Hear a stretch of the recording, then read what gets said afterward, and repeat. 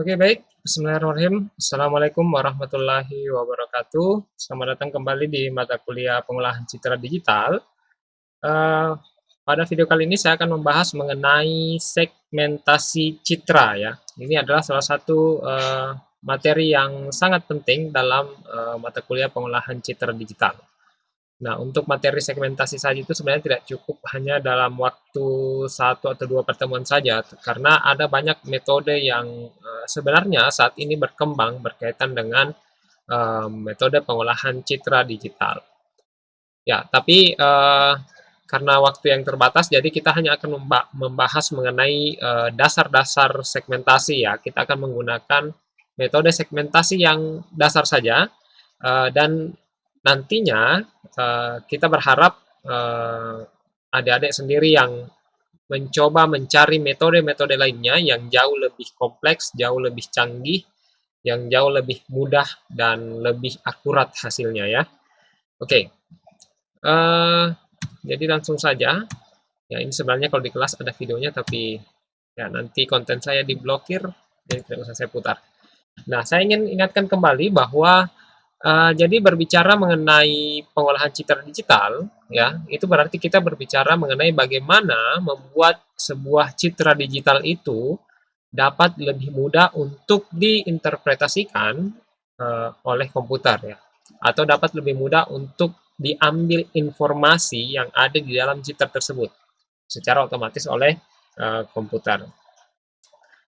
Nah, ada beberapa tahapan penting ya, tahapan umum dalam proses pengolahan citra digital ini. Yang pertama adalah tahap akuisisi citra. Nah, ini sebenarnya sudah kita pelajari di beberapa video sebelumnya. Jadi, akuisisi citra ini adalah proses menangkap atau memindai suatu citra analog sehingga diperoleh sebuah citra digital. Ini sudah kita pelajari mengenai sampling dan kuantisasi ya. Jadi prosesnya ada di situ. Intinya ketika kalian mengambil gambar menggunakan kamera kalian, ya, atau alat apapun itu yang digunakan untuk merekam gambar dari citra analog ke dalam bentuk citra digital, nah itulah yang dimaksud dengan proses akuisisi citra. Artinya kita mengakuisisi, kita mengambil, ya. Kemudian yang kedua, image enhancement, ya. Yang pertama ada peningkatan kualitas citra, dan yang kedua ada restorasi citra. Kalau berbicara mengenai peningkatan kualitas citra, berarti citranya tidak ada, apa istilahnya, citranya citra asli, tapi kita ingin meningkatkan kualitasnya. Sedangkan kalau kita berbicara mengenai restorasi citra, berarti kita berbicara mengenai ada citra, tapi terganggu oleh noise, artinya rusak ya, seperti itu. Lalu kita ingin mengembalikan citra itu seperti kepada aslinya atau yang seharusnya. Nah, itu yang dimaksud dengan restorasi citra. Kenapa kualitas citra perlu diperbaiki? Kenapa restorasi citra perlu dilakukan terhadap citra yang rusak tadi atau ada noise-noise-nya itu banyak? Karena kembali lagi bahwa pada citra digital, tujuan kita mengolah citra ini kan adalah untuk agar kita dapat mengambil informasi di dalam sebuah citra tersebut. Nah, kalau citranya rusak, berarti otomatis informasi yang akan diambil dari citra tersebut juga tidak akan lengkap, sehingga akan terjadi misinformasi. Misalnya, ada sebuah gambar, misalnya jeruk. Nah, jeruk ini sebenarnya matang, jeruknya matang, kualitasnya bagus dari sisi warnanya. Tetapi karena ada banyak noise-nya, akhirnya sistemnya mengklasifikasikan bahwa citra ini kualitasnya rendah. Padahal kualitasnya bagus sebenarnya, tapi karena ada gangguan noise tadi, akhirnya informasi yang diperoleh dari citra tersebut keliru, tidak tepat. Nah, inilah pentingnya restorasi citra, dan ini sudah kita pelajari juga ya. Kemudian, nah ini kita sekarang sudah berada di tahap image segmentation. Jadi apa itu image segmentation? Jadi image segmentation ini adalah proses melabeli pixel yang termasuk ke dalam bagian background atau objek, ya. Artinya kita ingin menentukan yang mana objek, yang mana background.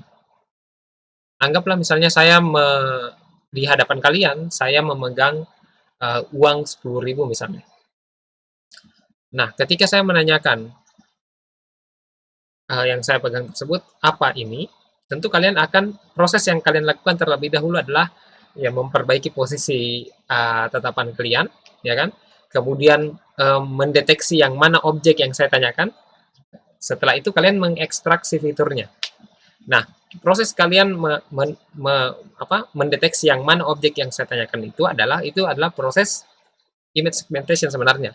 Kalian memisahkan yang mana objek yang saya tanyakan dan mana area background yang bukan objek. Artinya kan kalau kalian menghadap ke saya yang sementara memegang uang tadi itu kan yang masuk ke pandangan kalian tidak hanya objek yang saya tanyakan, dalam hal ini uang yang saya pegang, tetapi juga mungkin masuk wajah saya, masuk tangan saya, masuk tembok yang ada di belakang saya, itu masuk ke dalam area pandangan kalian. Tetapi pada saat saya menanyakan yang mana apa ini, tentu kalian akan secara otomatis kalian akan mendeteksi objeknya, ya. Sebenarnya di otak kalian itu terjadi proses apa istilahnya ya, kalkulasi seperti itulah. Sehingga dapat mendeteksi objek yang saya tanyakan, yaitu uang. Nah, setelah kalian mendeteksi objeknya, kalian lalu barulah kalian dapat mengekstraksi fiturnya. Misalnya kalian lihat warnanya, kalian lihat apa istilahnya teksturnya, kalian lihat angkanya, baru kemudian kalian bisa mengeluarkan kesimpulan ini adalah uang 10.000 misalnya, ini adalah uang 20.000, seperti itu. Jadi proses segmentasi ini sangat penting karena untuk mengetahui yang mana objek dan yang mana bukan objek. Nah, di sini ini tahapan yang paling penting. Ya, tahapan penting untuk mendeteksi objeknya dulu, tapi kita belum mengetahui ini objek apa. Kita hanya sekedar mengetahui bahwa ini objek, tapi kita belum tahu bahwa ini objek uang misalnya, hewan kah, kucing, anjing, dan seterusnya. Itu belum sampai di situ. Jadi segmentasi adalah untuk mengetahui yang mana area objek dan yang mana bukan objek. Nah, setelah itu baru kita bisa mengekstraksi fitur, ya kan? Kemudian dari ekstraksi fitur itu kita bisa data-data yang kita ekstrak itu lalu kemudian kita lakukan proses klasifikasi, ya. Misalnya seperti ini. Misalnya di sini kelihatan ya jeruk ini jeruk. Saya cek dulu. Oke. Nah, ini teman bisa lihat ini kan adalah background ya. Ini background. Oke. Ini adalah objek. Nah, bagaimana caranya agar komputer itu bisa mengetahui bahwa yang kuning-kuning ini adalah objek dan yang di belakang ini adalah background. Nah, proses membedakan antara objek dan background inilah yang disebut dengan segmentasi, ya. Oke? Nah, nah, sehingga ketika kalian misalnya sudah berhasil melakukan proses segmentasi, maka komputer sudah dapat mengetahui yang mana area objek, ini objeknya, nah ini background-nya. Oke. Kemudian apa lagi ya yang mau saya sampaikan? Nah, sampai di tahap ini komputer itu belum mengetahui ini apa, entah ini jeruk, apel kah. Intinya komputer belum tahu di sini.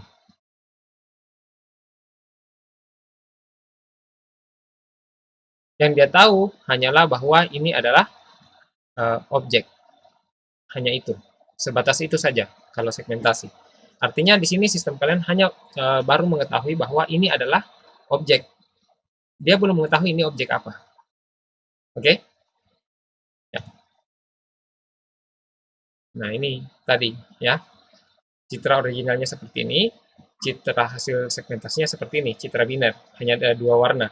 Jadi biner tidak hanya hitam putih ya, biner itu artinya kan 2 ya, artinya ada 2 warna. Kalau kalian mau ganti jadi warna hitam atau warna putih untuk melabelinya, terserah, tidak jadi masalah. Tapi secara default, kalau kita menggunakan MATLAB, maka kan hasilnya outputnya kan adalah logical ya, berarti ya warnanya hitam putih. Terserah mau objeknya yang hitam, backgroundnya yang putih, atau objeknya yang putih, backgroundnya yang hitam. Itu tidak jadi masalah. Intinya kalian bisa membagi yang mana area objek dan yang mana area bukan objek. Ya, seperti itu.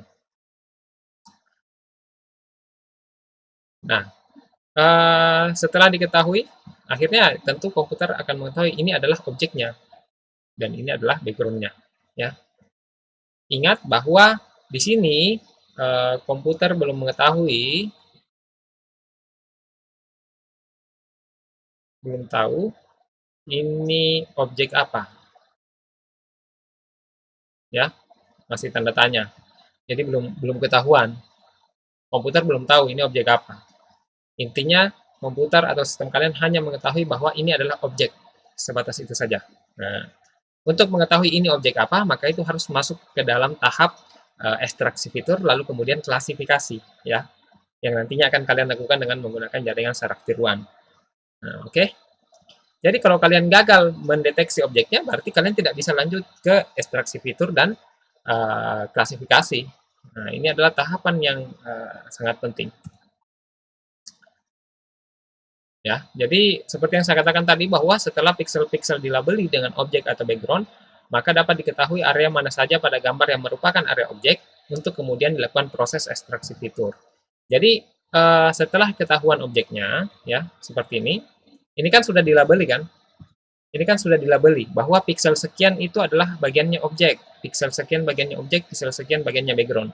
Nah, setelah itu lalu kemudian kita hanya memproses yang bagian objek yang sudah dilabeli tadi. Tapi yang diproses bukan gambar labelnya, tetapi gambar aslinya. Kan pixelnya sudah ditandai kan tadi melalui proses segmentasi. Nah, dari sini barulah kita mengekstrak warnanya, misalnya kalau kita membutuhkan warna. Kebulatannya kan mungkin. Nah, itu bisa juga diukur seberapa bulat benda ini atau objek ini. Kemudian bisa juga diukur teksturnya seperti apa sih. Teksturnya itu nilainya seperti apa. Nah, itu akan ada kita bahas di bagian ekstraksi fitur nantinya.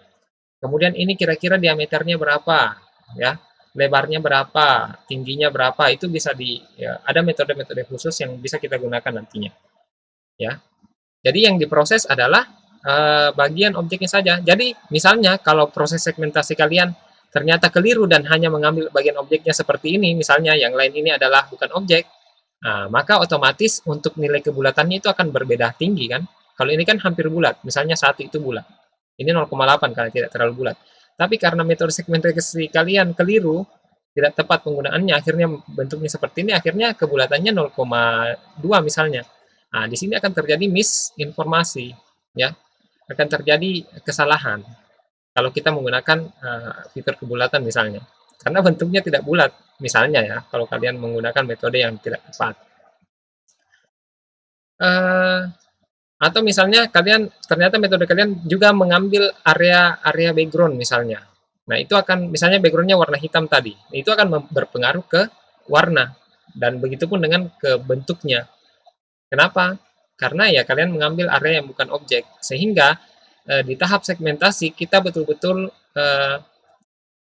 sebaiknya metode yang kita gunakan adalah metode yang betul-betul mampu mengambil area objek itu secara utuh, ya.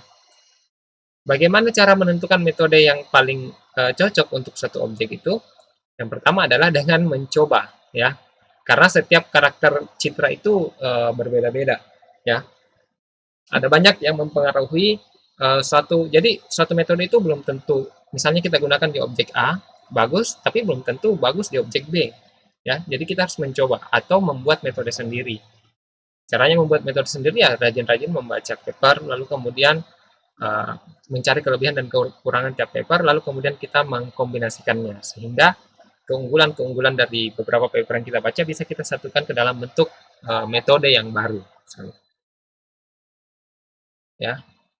Nah, sehingga dengan begini setelah di ekstraksi fiturnya tadi, ya, itu kita bisa menentukan bahwa jeruk ini adalah jeruk konka, misalnya rasanya manis 80%, misalnya seperti itu. Tapi ini ekstraksi fitur ya. Jadi tahap segmentasi hanya sampai ke sini. Hanya sampai di sini, ya, mendeteksi yang mana area objek dan mana yang area background, ya. Oke. Nah, untuk metode segmentasi citra sendiri, ya, ada beberapa metode sebenarnya yang bisa kita gunakan. Yang pertama teknik thresholding. Nah, thresholding itu kita bisa menggunakan Otsu. Ini Otsu yang paling umum nih. Ini metode yang paling banyak dirujuk, ya. Kalau orang pengolahan citra digital pasti tahu nih Otsu, Nobuyuki Otsu, ya. Kemudian ada metode clustering, misalnya kita bisa menggunakan K-means atau fuzzy semins, ya. Ini tergantung citranya nanti, cocoknya seperti apa. Jadi, belum tentu suatu metode itu bagus untuk semua citra ya. Ada region based, ada watershed juga misalnya. Nah, itu bisa kita gunakan. Nah, untuk saat ini yang akan saya jelaskan adalah metode Otsu. Oke? Ya, ya. Untuk metode Otsu sendiri, ya, di sini sebenarnya sudah ada papernya yang saya buka ya. Nah, ini metode Otsu. Nah, ini papernya EAA transaction, ya, EAA transaction on System Man and Cybernetics ya. Ini diterbitkan tahun 1979. Bayangkan, ini sudah lama ini diterbitkan, tapi masih juga menjadi rujukan metode segmentasi berbasis thresholding hingga saat ini. Orang-orang pengolahan citra pasti kenal dengan paper ini. Ya, oke. Saya kembali. Ini papernya bisa kalian lihat nanti. Saya juga akan bagikan. Jadi ini paper yang mengusulkan ya. Yang mengusulkan adalah Nobuyuki Otsu, makanya disebut dengan metode Otsu. Jadi kalau kalian mau membuat metode sendiri ya, pakai nama kalian nanti ya. Kalian bikin satu paper, kasih nama metode, misalnya metode INRI misalnya, ya, metode segmentasi INRI. Ya, entahlah bagaimana metodenya. Nah, ini papernya nanti saya akan bagikan ya. Nah, jadi ini algoritmanya, ini adalah rumus-rumusnya akan kita bahas. Nanti kalian yang akan mengkonversinya ke dalam bentuk bahasa penguraman ya, ke dalam bentuk kode-kode program. Oke, saya balik karena di sini tidak bisa dicoret-coret, jadi saya masuk ke paper saja, ya ke ini, ke PowerPoint.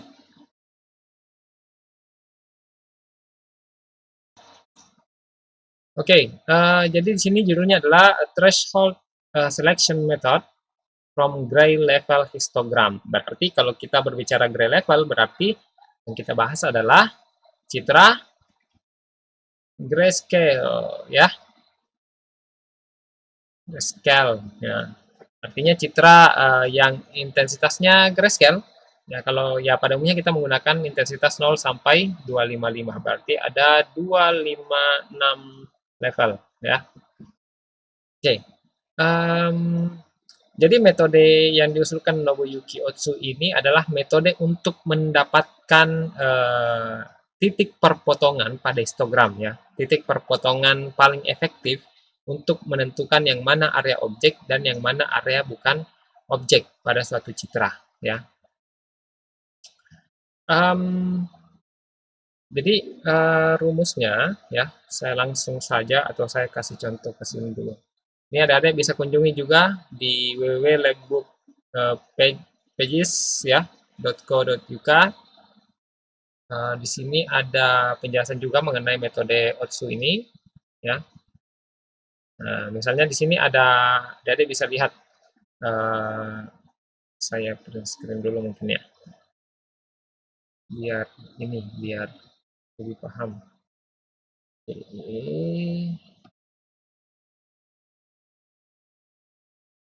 Ya, saya taruh di sini dulu.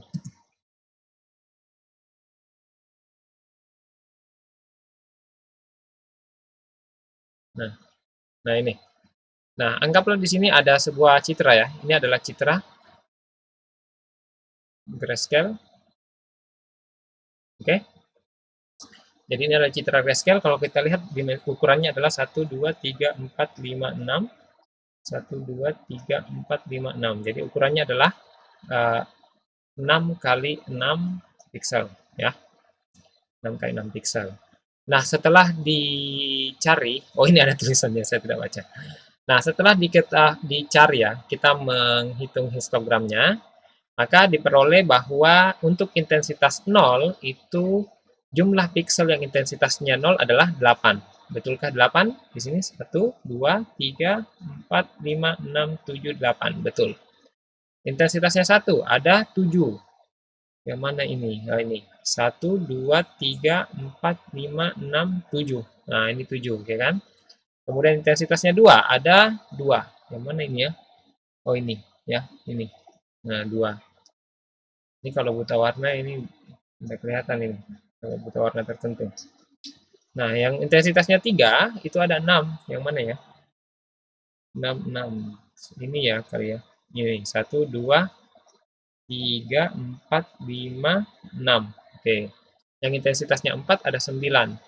4 itu yang nggak putih nih. 1 2 3 4 5 6 7 8 9. Dan intensitasnya 5 ada 1 2 3 4 ya. 4 betul. Berarti ini intensitasnya adalah 0 sampai 5 ya kan? Berarti ada 6 level ya. Ada 6 level ya untuk citra ini. Ini adalah, ingat kembali, ini adalah histogram. Jadi berbicara metode Otsu, berarti ya kita harus menarik dulu histogram dari citra yang akan kita segmentasi. Ya, dari citra akan kita segmentasi, kita harus mengetahui dulu histogramnya. Nah, kembali ke paper. Oh maaf, di bawah papernya ya. Nah, kembali ke paper. Nah, di sini kita bisa membaca ya.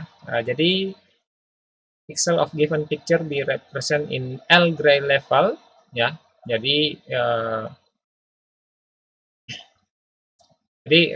citra ini, citra yang digunakan ini dia akan direpresentasikan ke dalam L gray level. Jadi L itu adalah banyaknya intensitas ya, banyaknya intensitas yang ada dalam citra tersebut. Tapi biasanya kita menggunakan 0 sampai 256 ya. Kalau semua citranya, semua intensitasnya ada ya. Oke. Nah, kemudian dari situ di sini dikatakan bahwa n, jadi the number of pixel at level E, jadi jumlah pixel pada level E itu dinotasikan dengan NI ya, NI jumlah pixelnya. Berarti kalau berbicara jumlah pixel pada level N itu adalah yang ini sebenarnya. Jadi N, kalau di sini saya tulis seperti ini, N0 sama dengan berapa? 8. N1 sama dengan 7, ya kan? N2 sama dengan 2, ya kan? Seperti itu. Jadi N adalah total pixel pada level ke ini, ya. N adalah total pixel untuk level 0. Ini untuk level 1, level 2, ya, seperti itu. Gray level, tingkatan intensitas gray-nya maksudnya ya. Kemudian saya lanjut ya. Jadi untuk total number ya, total number of pixel, total pixel yang ada pada citra itu dinotasikan dengan n besar, di mana n besar adalah n1 ditambah n2 ditambah nl. Nah, berarti kalau kembali ke definisi ini, berarti kita dapat mengetahui bahwa n besar adalah ya N0 ditambah N1 tambah N2 tambah N3 tambah N4 tambah N5. Berarti ada 36 pixel. Dari mana ambil 36, Pak? Ini 6 kali 6 kan, 36. Otomatis dimensinya kan 6 kali 6. Otomatis total pixel dari penjumlahan semua total pixel untuk setiap intensitas atau gray level itu adalah sebanyak total pixel citranya, ya kan? Seperti itu. Jadi ada 36 pixel. Nah, total pixel keseluruhan itu disimbolkan dengan n besar. Oke? Oke, sampai di sini aman ya. Nah, sekarang jadi probabilitas distribusinya untuk pixel ke I ya. Pixel level ke I adalah NI per N, NI per N ya. Jadi probabilitasnya adalah NI per N. Jadi kalau misalnya ada 100 pixel, anggaplah seperti ini. Ada 100 pixel ya. N-nya adalah 100. Kemudian N0 sama dengan 10. Jadi untuk level 0-nya ada 10 pixel. Berarti PI-nya adalah berarti PI berarti P0 kan? P0 sama dengan 10 per 100. Berarti dapat 0,1. Nah, seperti itu ya. Jadi ingat bahwa PI itu lebih besar atau sama dengan 0, dan sigma PI ya dari total semua, maksudnya ini total semua. Ini kan sigma I sama dengan 1 sampai L, ya kan? Kalau misalnya L-nya L-nya 256 berarti semua intensitas itu dijumlahkan sehingga uh, total dari probabilitas, aduh mohon maaf ya, jadi sehingga total probabilitas dari seluruh pixel yang ada itu adalah sama dengan 1. Ini kan seperti ini kan anggaplah ini ya, anggaplah seperti ini. Anggaplah n besarnya adalah anggaplah berapa ya? N besarnya adalah yang mudah saja. Misalnya oh, tunggu, aduh. Nah, anggap n besarnya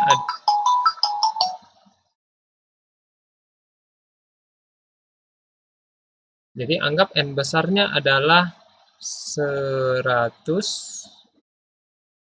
Nah, kalau misalnya setiap PI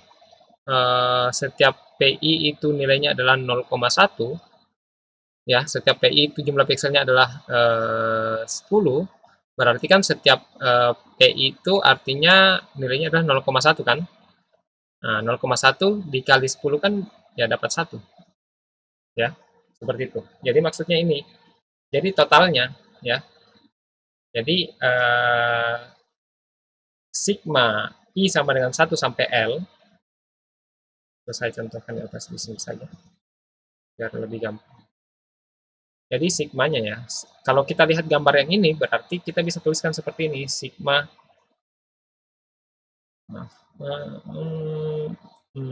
sigma I sama dengan 1, oh maaf, I sama dengan 0. Kenapa 0? Karena I-nya dimulai dari 0 di sini. Sehingga L, ya, di mana L adalah 5. Nah, sama dengan PI itu sama dengan 1, pastinya sama dengan 1. Di mana PI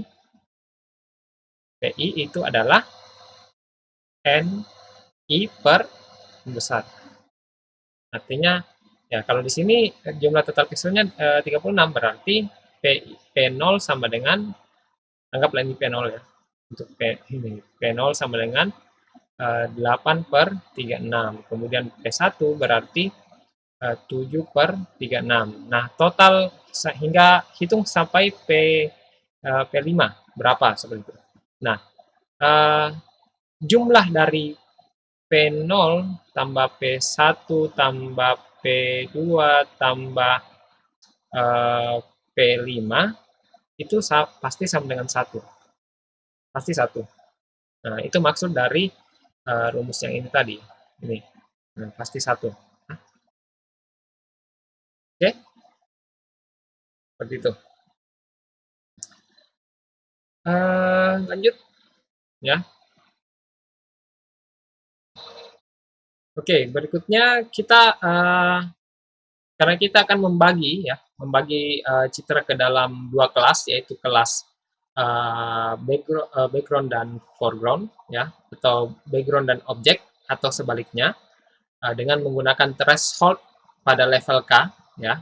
Jadi K-nya ini adalah level yang akan digunakan untuk ditentukan bahwa misalnya untuk nilai 1 sampai K itu adalah background, dan K tambah 1 sampai L itu adalah objek.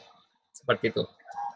Nah, channel dinotasikan pixel dengan level 1 sampai K. Jadi kita membagi dua, ya. Jadi kalau misalnya gray levelnya adalah 6 level tadi dari 0 sampai 5, ya. Misalnya kalau K-nya adalah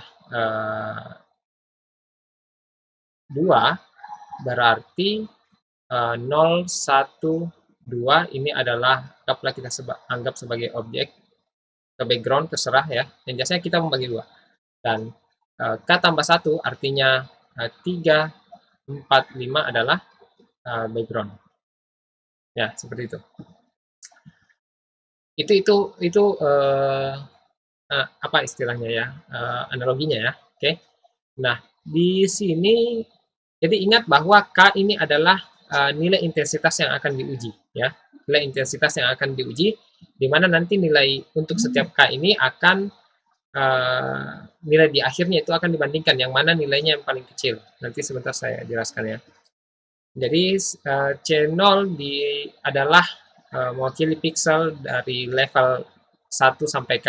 Jadi kalau kita mulai 1 ya dari 1. Kalau dari 0 ya dari 0 ya. Dan C1 dinotasikan dengan level K tambah 1 sampai L.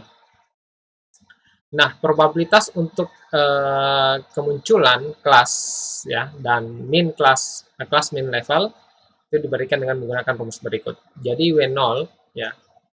Jadi W0 ini adalah probabilitas kemunculan kelas di mana W0 diperoleh dari sigma I sama dengan 1 sampai K.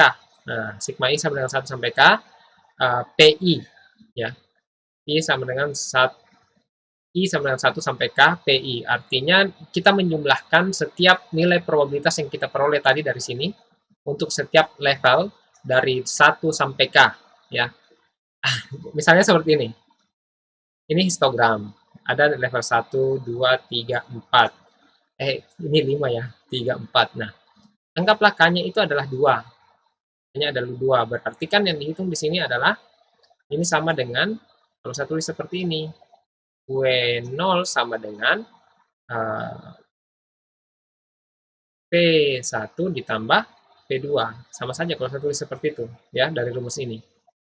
Ya kan, karena ini kan sigma, artinya total. Sehingga akan diperoleh WK-nya. WK itu sama dengan W0 di sini. Sehingga otomatis di W1-nya itu adalah sama dengan 1 dikurang WK ini. Karena total probabilitasnya kan adalah 1, ya kan? Total probabilitasnya pasti 1.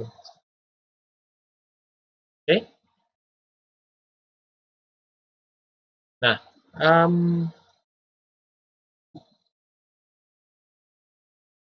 misalnya seperti ini lagi. Nah, kemudian untuk W1. W1 berarti itu diperoleh dari probabilitas C1, di mana probabilitas C1 adalah sigma IK tambah 1, K-nya 2, berarti K tambah 1 adalah 3. Nah, berarti K tambah 1 sampai L, PI. Berarti sama saja kalau saya tulis W1 sama dengan K-nya berapa tadi? 2. Tambah 1, 3. Berarti P3 ditambah L-nya berapa? Kalau kita lihat ini, L-nya adalah 4, berarti P4. Nah, berarti W0 adalah P1 ditambah P2, dan W1 adalah P3 ditambah P4, di mana P1, P2, P3, dan P4 diperoleh dengan menggunakan rumus PI sama dengan NI per N, di mana N adalah total pixel, ya, total pixel, dan NI adalah, ini total pixel citra, dan NI adalah total pixel uh, level intensitas ya. Oke? Oke ya. Paham ya? Semoga paham. Ini teorinya harus saya jelaskan terlebih dahulu supaya adik paham. Ini kan sebenarnya di web ini ada kok. Ini sudah lengkap ini sebenarnya.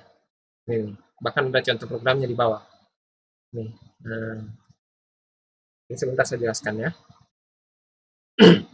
Atau saya langsung jelaskan pakai ini ya. Nah, ya oke lah kalau begitu. Nah, ya.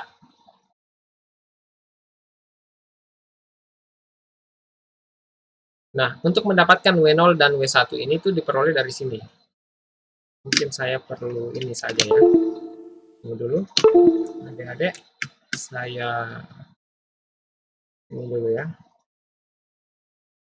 Saya print screen dulu, lalu kemudian saya pindahkan ke ini. Mohon maaf atas ketidaknyamanannya.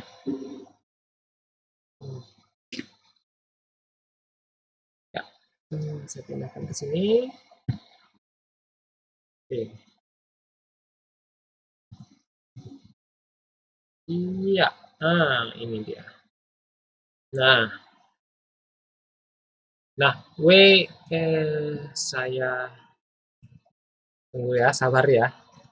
Nah, ini bisa kita lihat di sini saja.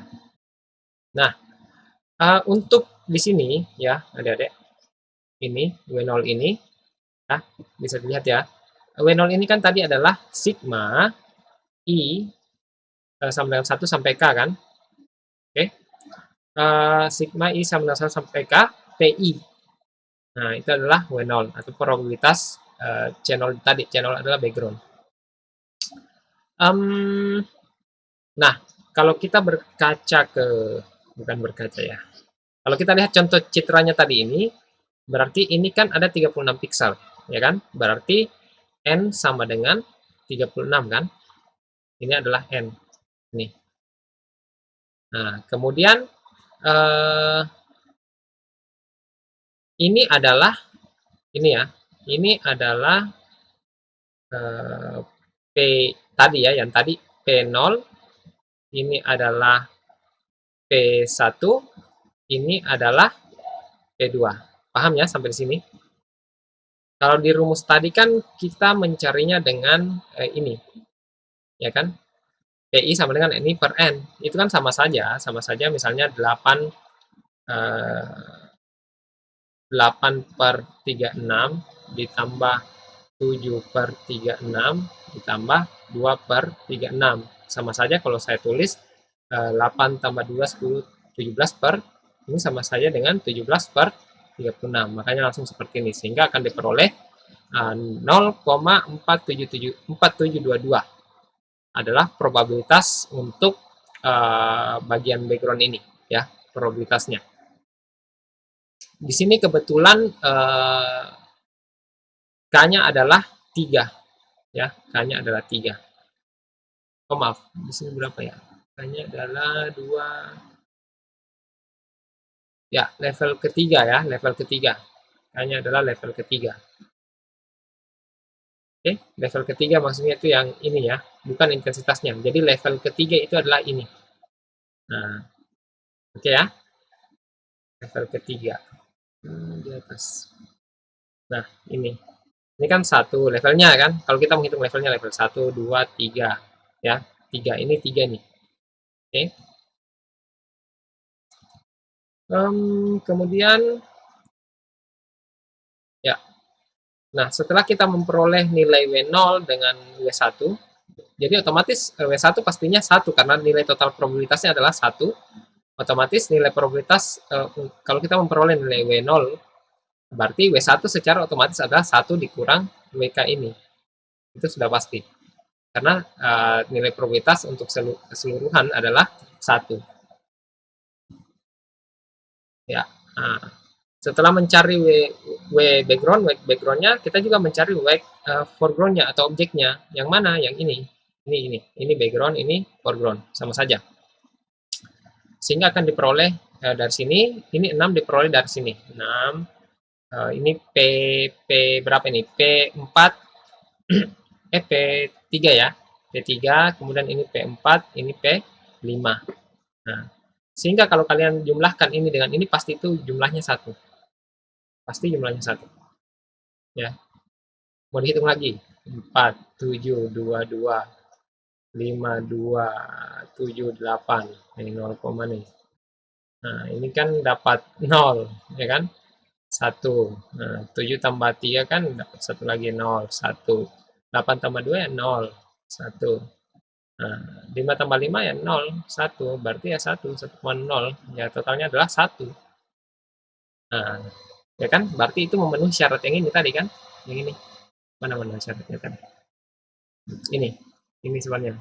Makanya, kenapa ini ditulis seperti ini? Karena otomatis kalau ini sudah didapat, berarti ini sama dengan 1 dikurang 0,4722. Pastilah dapat yang ini. Ya kan? Seperti itu logikanya. Nah, oke. Sekarang kita sudah memperoleh nilai wake. Ya, kita sudah memperoleh nilai wake untuk kedua area. Untuk kedua yaitu yang kita anggap sebagai background dan yang kita anggap sebagai foreground. Untuk K sama dengan 3 atau level 3. Jadi ingat bahwa setiap level ini diuji ya. Setiap level ini diuji, jadi level 1 nanti akan diperoleh nilai seperti ini. Akan diperoleh nilai ininya. Maaf. Jadi untuk setiap K itu akan diperoleh nilai ininya, nilai within class variance-nya. Ya, nilai ini yang dicari. Nah, kemudian nanti akan dibandingkan setiap nilai within class variance-nya. Within class variance-nya itu akan dibandingkan yang mana yang paling kecil. Nah, K dengan level within class variance yang paling kecil itulah yang diambil sebagai intensitas pembagi. Jadi yang ke kirinya adalah putih misalnya, yang ke kanannya semuanya adalah hitam. Sehingga nanti akan terpisah seperti ini. Kita bisa mengetahui yang mana objek, yang mana bukan objek. Ya, ya. Sampai sini kita sudah mendapatkan nilai wake ya, nilai wake antara background dan nilai wake untuk foreground. Oke, selanjutnya kita akan mencari min class ya, min class untuk ya, min class untuk setiap kelas yang ada, yaitu kelas background dan kelas foreground. Kita lanjut dulu, kita melihat rumus yang akan kita gunakan. Nah, tadi kan kita sudah mendapatkan nilai W ya, wake untuk background dan wake untuk foreground. Nah, sekarang kita akan mencari min ya. Di sini adalah mu 0 dan mu 1, di mana mu 0 adalah background dan mu 1 adalah foreground. Foreground ini atau bisa kita sebut sebagai objek ya, kalau bingung. Jadi ini istilah saja. Nah, mu 0 ya, mu 0 itu diperoleh dengan menggunakan rumus sigma I sama dengan 1 sampai K I dikali PI per W0, di mana W0 itu adalah diperoleh tadi dari sini, wake ini ya. Ya, wake ini. Nah, I ini adalah intensitas dan PI adalah probabilitas intensitasnya yang diperoleh tadi dari sini. Ini. Oke ya, berarti dikalikan. Jadi kalau misalnya I-nya sama dengan 0, berarti 0 dikali probabilitas 0 atau P0 sama dengan berapa. Jadi kalau misalnya 0,1 ya 0,1, dapatlah nilai ini. Kemudian ditambahkan dengan 1 kali P1, seperti itu ya. Untuk lebih memudahkan, saya tulis dulu rumus dari sini ya. Ya, saya tulis dulu. Jadi mu 0 di sini mu 0 sama dengan sigma I sama dengan, kita mulai dari 0 di sini ya, karena kita mulai dari level 0, dan K ya. K di sini K sama dengan berapa tadi K-nya? 3 ya di sini. Kemudian ya, di sini rumusnya adalah I kali PI ya per W0. Oke. Nah, sekarang kalau kita lihat di sini yang di bagian background, berarti sama saja kalau saya tulis seperti ini. Mu 0 sama dengan 1 P1 per W0 ya, ditambah 2P1 2P2 per W0 ditambah 3P3 per W0. Ya kan? Sama saya tulis seperti itu. Kemudian ya cuma sampai 3 ya. Ya. Nah, sehingga kalau di sini kita tulis berarti 1 dikali P1 berapa? P1-nya berapa? Nah, kalau di sini saya sudah tulis tadi ya. Nah, di sini kalau kita lihat P1-nya adalah berapa P1-nya? Ini P1-nya ya. 0,22 ya. 1 dikali 0,22 per berapa W0-nya? W0-nya adalah 0,472 ya, 0,4722. 0,4722. Sama saja kalau saya seperti ini sih. Oh ini bukan, maaf, ini 0 ya, 0, 0. Kemudian oh maaf, ini tadi bukan 1, ini 0. Karena kita mulainya dari 0. Ini 1, ini 2. Ya, ini 2. Nah, di sini K-nya adalah 2 seharusnya ya. 2. Level kedua maksudnya. Ya, kalau kita gunakan rumus yang di paper tadi ya. Hanya di sini adalah 2 kalau kita menggunakan, ingat sekali lagi, kalau kita menggunakan rumus yang di paper tadi ya. Nah, jadi level ketiga maksudnya, level ketiga karena di paper tadi kan mulainya dari satu. Jadi di sini kita karena mulainya dari nol berarti 2 ya. Kenapa? Karena di sini dia katakan di sini 3 ini 3. Yang diambil adalah formulanya adalah 3 ke atas, 3 3 ke K-nya adalah 3. Jadi di sini sebenarnya K-nya adalah 2. Nah, sehingga di sini 1 dikali P2 berapa? P1 berapa? Ini kan P0, ini P1, ini P2, ya kan? P2. Nah, uh, P0 tadi 0,22, kemudian P2, P1 adalah ini. P1 adalah 0,194 ya. 0,194. Oke. Oh, maaf, 0,194 ya per 0,4722.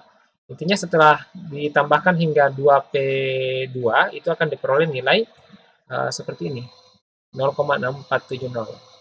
0,647 ya. Ya, 71 ya. Nah, sama dengan yang ini ya. Jadi sama saja kalau rumus yang ini kita gunakan itu sama saja dengan seperti ini kalau kita tulis seperti ini. Langsung saja 0 dikali 8. 8 itu dari mana? Dari sini.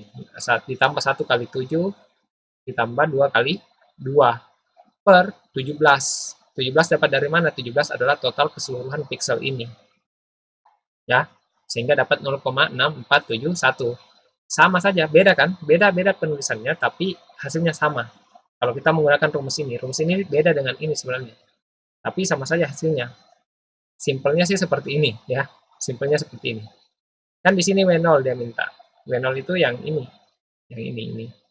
Sedangkan di sini yang diambil adalah total pixel dari keseluruhan pixel yang berada di area yang saat ini dianggap sebagai background. Ya. Nah, setelah mendapatkan nilai min untuk setiap kelas, jadi selain background ya foreground juga akan dicari nilai minnya sama.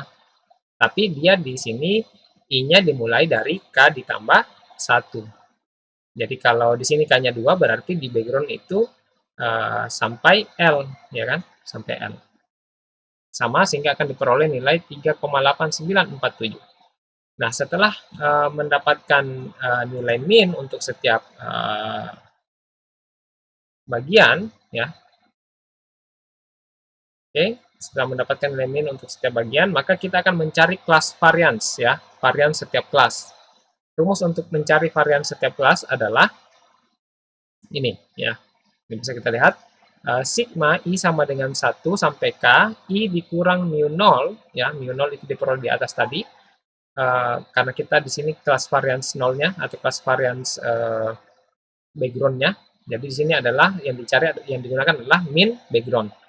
Nah, saat I dikurang min background, pangkat 2 kali TI per W0. Ya.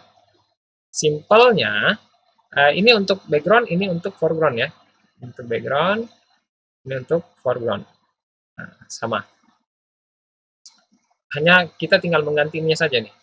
Nih, karena kita di sini kan background berarti ya tentu pakai kelas min kelas background. Di sini pakai min kelas foreground. Di sini I-nya 1, kenapa? Karena di sini di paper ini level intensitasnya dimulai dari 1 sampai K. Nah, di sini I-nya adalah K tambah 1 karena ini kan area yang berikutnya kan, area yang sebelah kanannya. Sampai L. L adalah total intensitas.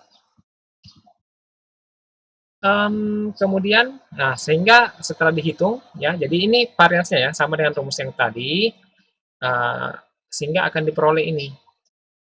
Kan lihat ya, lihat ini. Sigma, berarti kan kita menjumlahkan keseluruhan dari versi ini. Berarti kalau kita mulainya dari 0, berarti 0 dikurang mu 0 pangkat 2 P0 per W0. Ya kan? Seperti ini seharusnya. Nah, ditambah 1 dikurang mu 0 pangkat 2 P1 tambah P1 per W0. Kan seperti itu, tambah seterusnya. Nah, sehingga akan diperoleh seperti ini, ya, seperti ini. Oke. Nah, kan tadi masih menggunakan W0, bukan W citranya. Nah, sehingga tentunya yang digunakan adalah total pixel untuk kelas tersebut, ya kan? Jadi sini ada intensitas ke 0, intensitas ke 0 dikurangi dengan apa tadi di rumusnya? Intensitas ke 0 rumus dikurangi dengan mu 0. Nah, mu 0 tadi yang mana? Mu 0-nya itu adalah yang ini. Nah, 0 dikurang 6471 pangkat 2 dikali 8. Ya. Ini 8 ini diambil dari mana? Intensitas ke 0 adalah 8. Ini cara sederhananya ya, cara sederhananya. Kali 8. Kalau kalian menggunakan rumus yang ini tadi juga ya sama, hasilnya pasti akan sama. Yang kalau kalian mau menggunakan yang mana tadi? Yang ini. PI per W0 itu pasti hasilnya sama. Ya. Hasilnya pasti sama kok. Nah, kali 8. Kemudian ditambah 1. 1 ini diambil dari mana? Dari ini.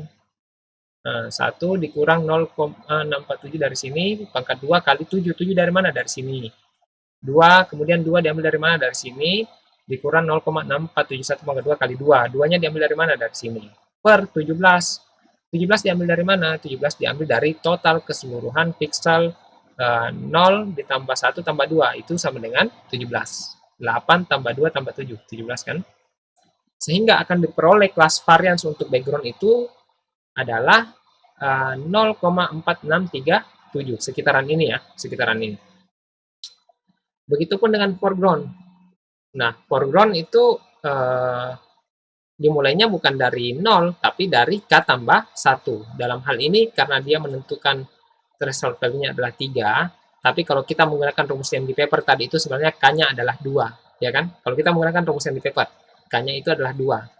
Karena foreground itu adalah K tambah 1. Sedangkan kalau kita lihat di sini, 3 ini masuk ke area foreground. Artinya kan kalau di paper K tambah 1, berarti K-nya 2. Ya kan? Logikanya begitu. Ya, mohon dipahami ada ya.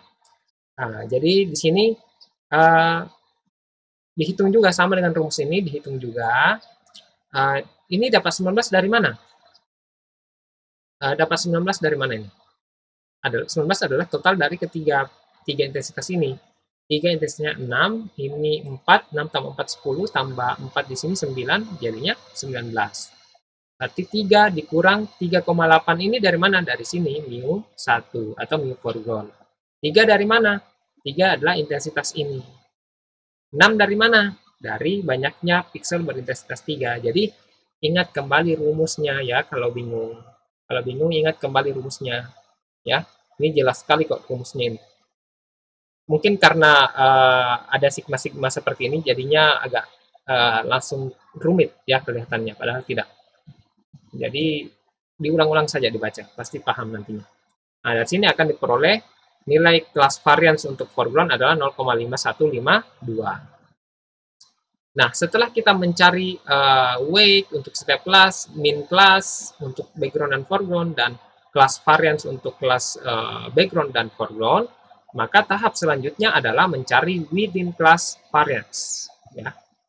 Nah, within class variance ini diperoleh dari ini, ya, rumus ini. Ini small Greek, apa ya istilahnya? Nah, jadi setelah mendapatkan variance dari setiap kelas, maka kita berikutnya adalah mencari within class variance atau kelas varian antar kelasnya ya. Varian antar kelasnya berapa. Nah, rumusnya adalah dengan mencari ini within class variance-nya. Rumusnya adalah sigma W kuadrat ini, sigma W 2 ini ya. Jadi ingat bahwa ini adalah within class variance, sedangkan yang tadi ini adalah class variance. Ini class variance untuk kelas background, ini variance untuk kelas foreground. Nah, untuk mencari within class variance itu rumusnya seperti ini. Weight background itu yang mana? Weight background itu yang ini, ya. Ditambah dikali background class variance backgroundnya, ya, dikali. Ditambah weight foregroundnya dikali variance plus backgroundnya, ya. Oke. Nah, itu didapat seperti ini, 0,4722 itu diperoleh dari mana? Dari sini. Ini di mana? Diperoleh dari mana? Dari sini. Nah, ini diperoleh dari mana? Dari sini. Ini diperoleh dari mana? Dari, maaf, dari sini. Oke. Sehingga akan diperoleh within class variance-nya adalah 0,4909 untuk K sama dengan kalau kita menggunakan paper tadi ya, kalau kita berdasarkan paper K-nya adalah 2 ya, kalau kita berdasarkan paper. Oke. Nah, tapi di sini yang dimaksud K ini adalah yang masuk ke dalam area foreground ya. Jadi harap untuk tidak bingung ya. Oke. Nah, sehingga ini baru jadi ini dilakukan dari kalau misalnya ada 6 level ya, jadi ada di gambar itu ada 6 level. Misalnya mulai dari 0, 1, 2, 3, 4, 5, berarti ke seluruh nilai level intensitas itu dicari nilai within class variance-nya. Artinya mengulang terus ya. Jadi ini komputasinya agak kompleks. Jadi setelah misalnya dicari untuk 0, berapa nilai within class variance-nya, 1 itu berapa nilai within class variance-nya, 2 itu berapa nilai within class variance-nya, sampai intensitas yang paling tinggi. Nah, setelah diperoleh semua within class variance-nya, maka dicari nilai within class variance terkecil. Nah, nilai intensitas dengan within class variance terkecil itu akan dijadikan nilai threshold, nilai pembagi bahwa yang area inilah yang masuk ke dalam background, yang area ini masuk ke dalam foreground, atau sebaliknya yang area ini adalah objek atau yang ini adalah bukan objek atau background. Nah, ini kan yang terpilih, kalau misalnya yang terpilih adalah ini, berarti kan semuanya areanya objek ya, anggap seperti itu. Kalau yang ini, berarti ya ini yang jadi objek, ini background. Nah, di sini kan yang terpilih, yang terkecil kalau kita lihat adalah K-nya sama dengan 2 ya, atau kalau kita berdasarkan paper K-nya adalah 2. Tapi kalau kita berdasarkan contoh ini T, yang T-nya adalah 3. T itu sama dengan K sebenarnya. Di sini kalau di contoh ini, K-nya itu masuk ke area foreground, makanya K sampai L, ya kan? K sampai L. Sedangkan kalau di paper tadi itu 0 sampai K, kemudian foreground-nya adalah K tambah 1. Nah, jadi harap tidak bingung ya. Semoga tidak bingung. Kalau bingung silakan ditanyakan. Nah, dari sini karena kita setelah membandingkan semua level ini, semua level, ternyata yang paling kecil within class variance-nya adalah yang ini, yang K-nya sama dengan 2 atau kalau di contoh ini T sama dengan 3. Nah, berarti inilah yang dipilih sebagai pemisah ya.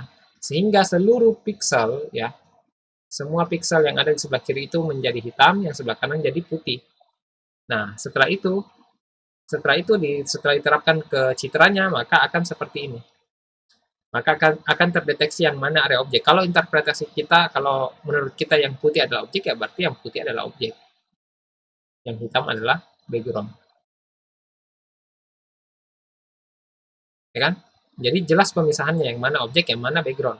Kalau ini kan citra awalnya tidak jelas. Nah, setelah dilakukan threshold ini akan diperoleh seperti ini. Ya. Oke. Oke ya. Nah, seperti itu. Ya, sebenarnya kalau di MATLAB itu sudah ada juga contoh ininya, contoh bukan contoh ya, sudah ada fungsi OTSU, itu fungsi grade trace. Misalnya seperti ini. Nah, kalau misalnya kita lihat di MATLAB ya, ini di MATLAB itu sudah ada fungsi grade trace.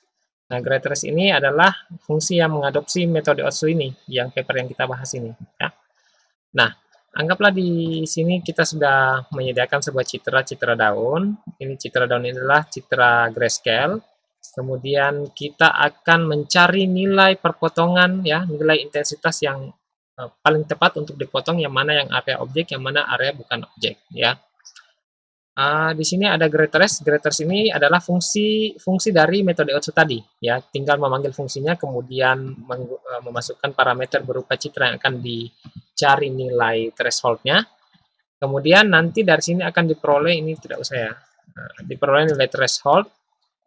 Nilai threshold-nya akan diperoleh, lalu kemudian akan diterapkan kepada fungsi im2bw ya. Jadi fungsi im2bw ini akan mengkonversi citra gray ke dalam bentuk biner, di mana setiap pixel yang nilainya berada di bawah nilai ambang tertentu menjadi hitam dan di atasnya menjadi putih. Nah, nilai ambang itu diperoleh dari nilai TRSH ini yang diperoleh dari fungsi gray trace tadi. Nah, hasil citra binernya disimpan dalam citra segmentasi yang akan kita tampilkan. Misalnya seperti ini. Ini citra daun, ya. Ini citra daun, ini histogramnya, ya. Ini histogramnya.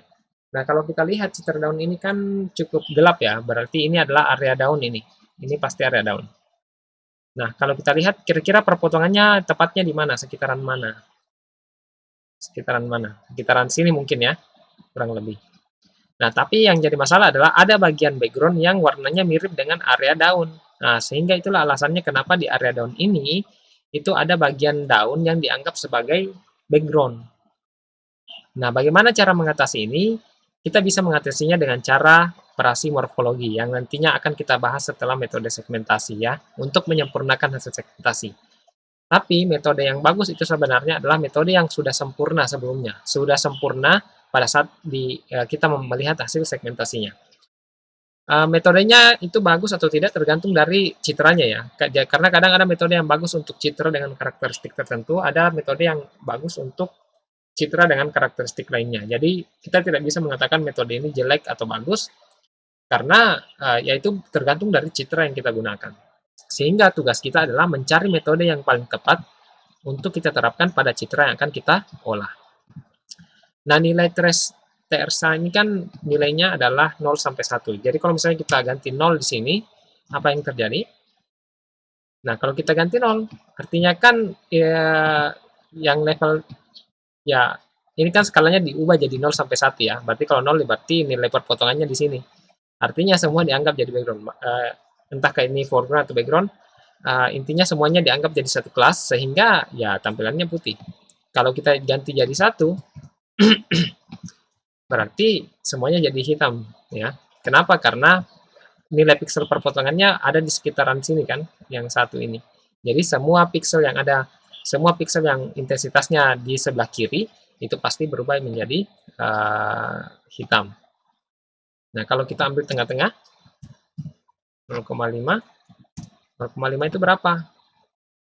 Nah, 0,5 itu di sini. Berarti 0,5 itu kan logikanya berarti sekitar bagi 2 dari 250 kan?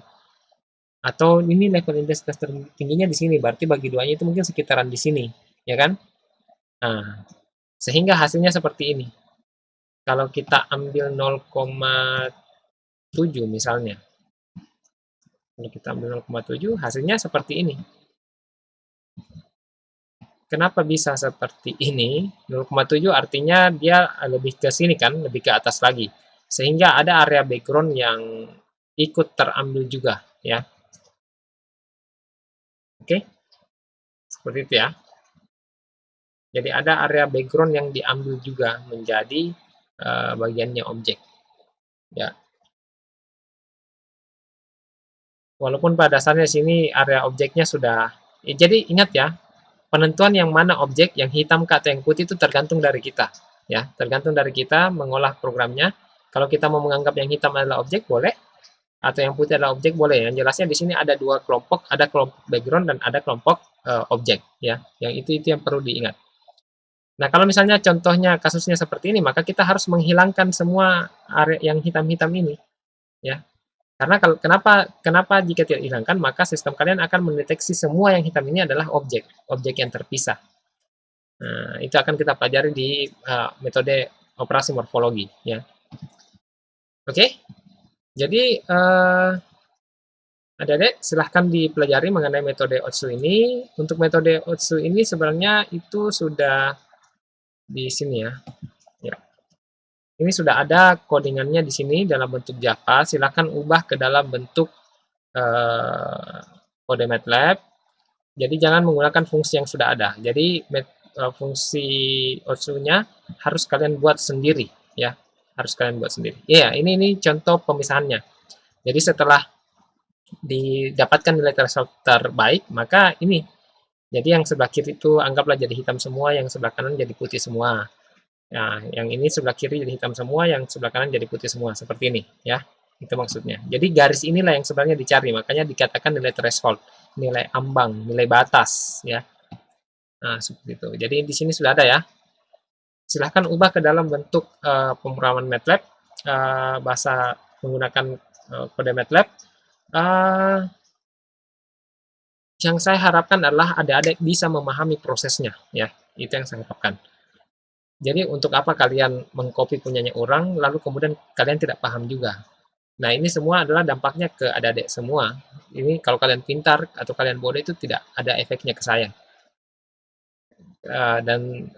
Kalau saya ingin menjadi orang yang tidak peduli, ya terserah. Kalian mau pelajari atau tidak, ya terserah. Tapi tentunya saya sebagai dosen kalian, saya berharap kalian bisa memahaminya karena ini menjadi modal kalian ke depannya. Kalau kalian menguasai materi ini, mata kuliah ini, dan seluruh mata kuliah yang ada di program studi ini, dampaknya akan ke diri kalian sendiri, keuntungannya akan ke diri kalian sendiri, yang akan menikmati hasil kerja keras kalian adalah diri kalian sendiri, kami tidak mendapatkan untung apa-apa.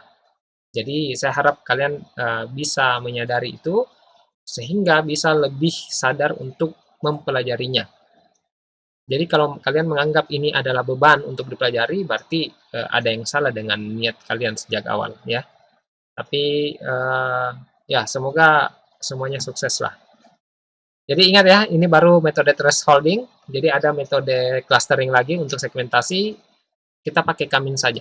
Jadi ingat, metode segmentasi bukan yang ini saja ya. Ada ribuan metode segmentasi yang itu tidak akan cukup untuk kita pelajari di kelas. Dan saya sendiri bahkan tidak mengetahui semua metode itu dan saya juga masih perlu untuk belajar. Jadi di sini kita tempatnya untuk saling berbagi ya. Oke, terima kasih adik-adik. Itu yang bisa saya jelaskan untuk mengenai metode Otsu ini ya. Metode Otsu ya. Semoga dapat dimanfaatkan untuk tugas besarnya, untuk proyeknya. Terima kasih telah menyimak video saya. Saya akhiri, wabillahi taufiq wal hidayah. Wassalamualaikum warahmatullahi wabarakatuh.